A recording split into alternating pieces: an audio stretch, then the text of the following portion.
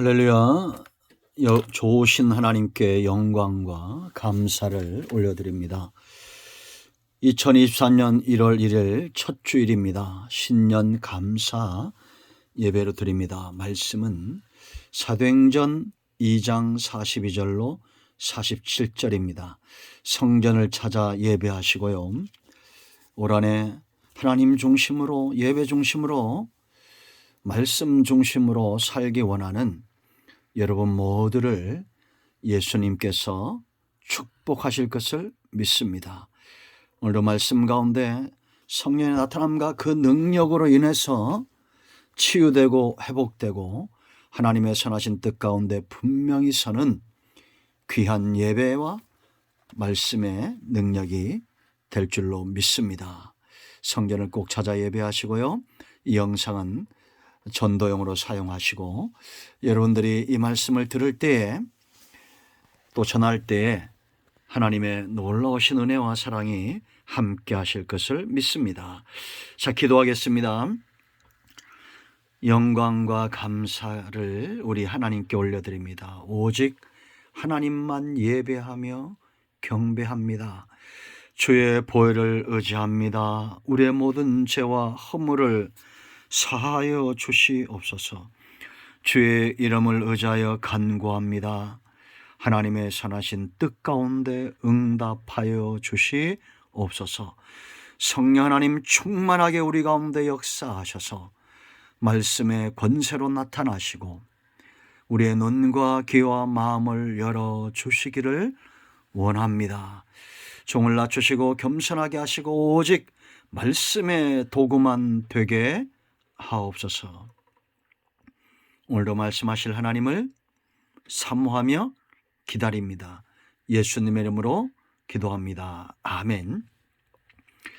자, 사도행전 2장 42절 보세요. 그들이 사도의 가르침을 받아 서로 교제하고 떡을 떼며 오로지 기도하기를 힘쓰니라. 사람마다 두려워하는데 사도들로 말미암아 기사와 표적이 많이 나타나니 믿는 사람이 다 함께 있어 모든 물건을 서로 통용하고 또 재산과 소유를 팔아 각 사람의 필요를 따라 나눠주며 날마다 마음을 같이하여 성전에 모이기를 힘쓰고 집에서 떡을 떼며 기쁨과 순전한 마음으로 음식을 먹고 하나님을 찬미하며 또 온 백성에게 칭송을 받으니 주께서 구원받는 사람을 날마다 더하게 하시니라. 아멘. 하나님의 놀라우신 역사와 은혜의 역사가 우리 가운데 함께함을 믿습니다. 여러분, 저희 교회는 매월 첫 1월, 매년 첫 달은 1월 달을 11조의 달로 구별하여 드립니다. 이유가 있다고 그랬습니다. 1년 내내 하나님의 은혜와 축복 가운데 우리는 살 것을 믿습니다. 그러나 이제 한 해를 시작하면서 첫 달을 하나님이 기뻐하는 달로 우리가 그렇게 삶을 하나님 앞에 드리는 것, 이것은 심는 것과 같습니다. 단지 1월 한 달로 끝나지 않고 1월에 우리가 마치 씨를 뿌리듯이 불을 붙이듯이 그렇게 한 달을 11조로 드리는 겁니다. 우리의 삶과 우리의 말하는 것들과 우리 자신과 우리의 중심과 생각하는 모든 것들을 하나님이 기뻐하는 것으로 구별하여 드리는 거죠. 여러분, 11조 하면 우리가 기억할 것은 온전한 이란 단어입니다. 사람의 힘과 능력으로는 안 되죠. 그러나 성령이 우리 가운데 역사하시면 하나님의 능으로 그렇게 되어질 줄로 믿습니다. 이 한 달은 화나는 것이 있으면 참고 욕심을 절제하고 오직 예배 중심, 말씀 중심, 기도 중심의 삶을 사는 하나님을 온전히 섬기기 위해서 하나님이 기뻐하는 것이 어떤 것인가를 생각해보는 그런 시간이 되기를 원합니다. 올해는 특별히 또 이렇게 한 달을 시작하면서 1월 1일 주일입니다. 오늘 첫 시간은 온전한 예배에 대해서, 항상 우리는 첫 주일에 온전한 예배 주일을 달 예배에 대해서 우리가 여러 본문을 살펴보는데요. 오늘은 제가 몇 년 전에 했던 사도행전 2장 42절로 47절입니다. 우리가 왜 이 말씀을 주목해야 되느냐, 특별히 사도행전 2장을 주목해야 될 이유가 있죠.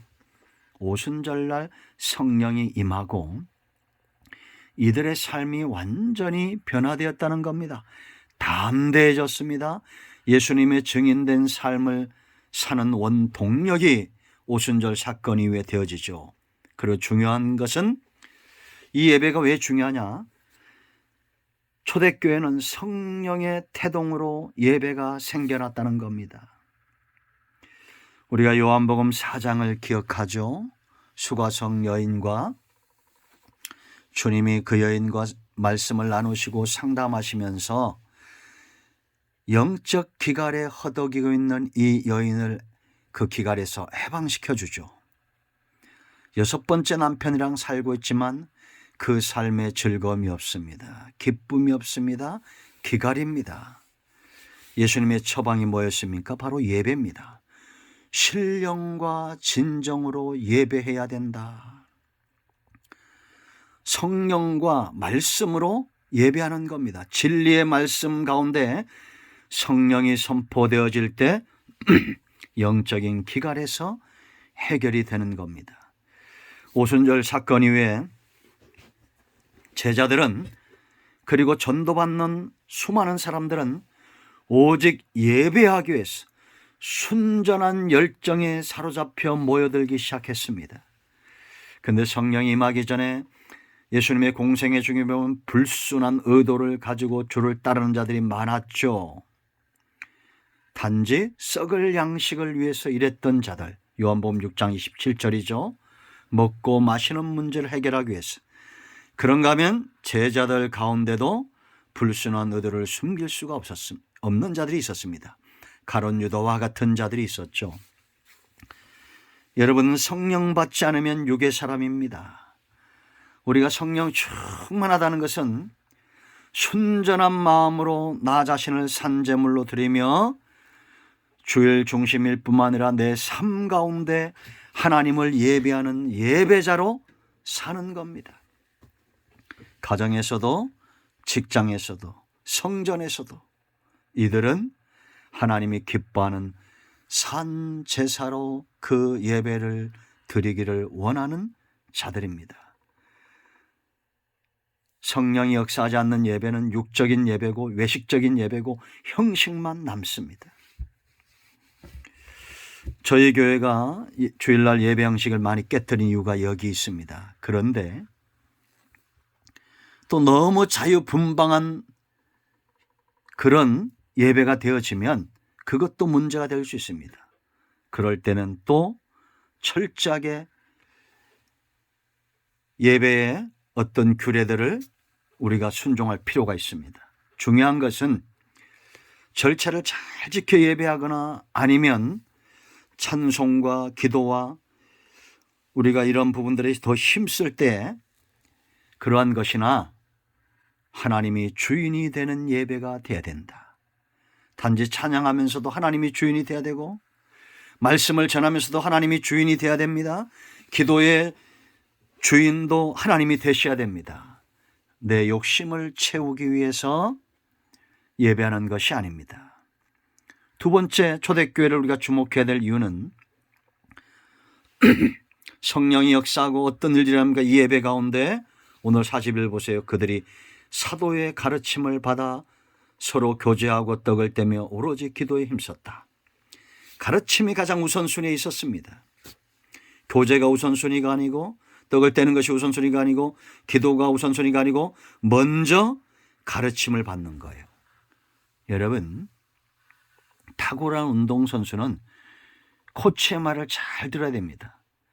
사람 인간 목사의 말이 아니라, 물론 목사님들도 성령 충만해야 되고 성령 충만한 가르침이 있어야 됩니다. 이건 예배의 핵심이에요. 왜 핵심이 됩니까? 모든 인생들은 가르침이 필요한 존재다라는 겁니다. 말씀 선포 가운데 성령이 임하십니다. 인간의 말이 아니, 저는 이런 경험을 자주 합니다. 강력한 말씀이 선포되어질 때 그 말씀을 통해서 회심하는 많은 사람들이 있었습니다. 그런가 하면 거짓 사도, 거짓 선지자들도 말씀 가지고 출현을 하죠. 왜냐? 미혹하기 위함입니다. 믿음에서 떠나고 불신에 깊이 뿌리 내리도록 거짓 사도, 사탄의 전략이죠, 이것이. 그리고 교회는 사람을 세우는 곳인데 뭘로 세우겠습니까? 교회가 우리가 구제하고 가난한 자를 돕고 하는 것 참 좋은 일입니다. 그런데 교회는 떡만 있으면 안 됩니다. 복음이 있어야 됩니다. 떡과 복음, 그런데 나중엔 떡만 남게 된다. 문제가 심각한 거죠. 사람들의 영혼과 관절과 골수를 찔러 쪼개는 것은, 그 혼과 관절과 골수를 찔러 쪼개는 것은 말씀의 역사요, 세운다는 겁니다. 영을 바로 세우고 그 마음 중심을 바로 세우고 그 육체의 삶을 바로 세우는 겁니다. 그러므로 다른 기대를 가지고 교회에 오시면 안 됩니다. 교회 왔는데 왜 뭣도 안 주고 뭣도 안 하냐? 그건 잘못된 목적이에요. 세상 종교와 다릅니다. 여러분들이 영이 바로 서고 삶이 바로 세워지려면 말씀을 들어야 됩니다. 말씀의 권위 앞에 복종해야 됩니다. 죄인들은 말씀을 듣지 못하면 살 수 없어요. 시편 107편 20절입니다. 말씀을 보내사 위경에서 건지시는 겁니다. 말씀을 들을 때 이 자세가 중요합니다. 잠언 4장 20절로 23절, 이 말씀에 주의하고 주목해야 됩니다. 지켜야 됩니다. 가슴에 새겨야 됩니다. 사람을 세우는 곳이 교회고, 교회의 주된 사람을 세우는 사역이 말씀 사역입니다. 그러므로 성도들은 다른 기대를 가지고 성전에 나오면 안 됩니다. 세 번째, 기사와 표적이 있는 예배입니다. 그렇다고 해서 우리가 너무 기사와 표적을 좋아하면 안 됩니다. 왜냐하면 이 기사와 표적은 구원의 방편이고 말씀이 말씀되게 하는 방편이고 전도의 방편입니다. 본질은 하나님의 선하신 뜻이 세워지는 거예요. 여호와가 영광을 받으시는 겁니다. 영혼들이 구원을 얻는 것입니다.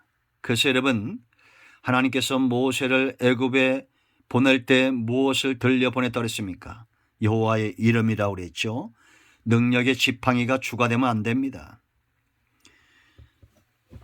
애굽의 술객들, 박사들, 점쟁이들은 기적과 표적을 행하는 것이 주가 되죠. 사람을 미혹하기 위해서.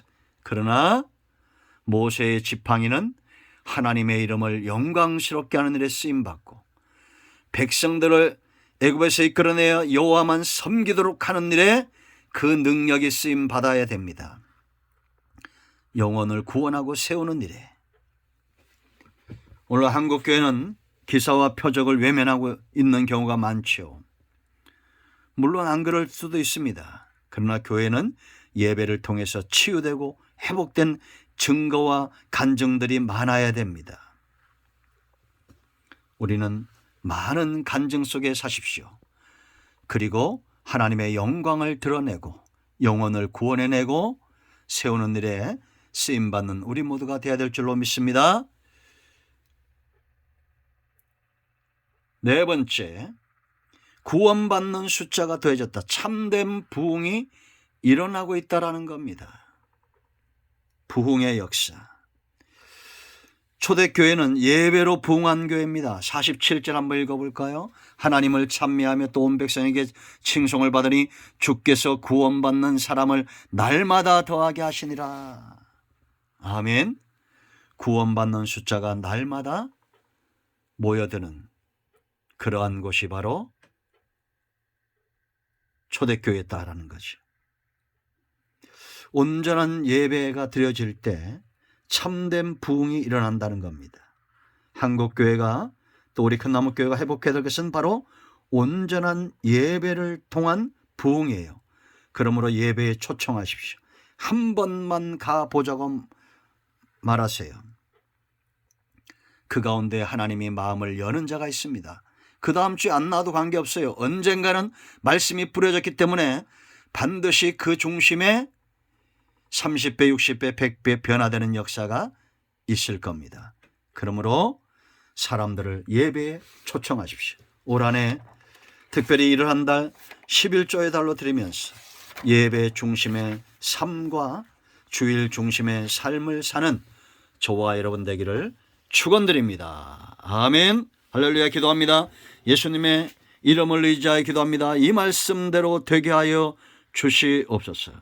우리 가운데 마음이 상한 자, 병든 자 치유하시고 회복시켜 주시기를 원합니다. 온전히 이러한 달을 11조의 달로 드리며 무엇보다 예배 중심, 성전 중심의 삶, 하나님 중심의 삶을 사는 날들 되게 하옵소서. 올 한해 주의 은혜 가운데 우리가 붙들림 바 되기를 원합니다. 예수님의 이름으로 사모하며 축복하며 기도합니다. 아멘. 이제는 우리 주 예수의 크신 은혜와 하나님 아버지 큰 사랑과 성령의 위로교통 충만 치유 회복하심의 역사가 예배 중심 하나님 중심으로 살기 원해서 이를 한 달을 온전히 하나님께 드리기 원하는 영상을 통해서 예배하는 모든 주의 백성들과 우리 큰나무교에 속한 하나님의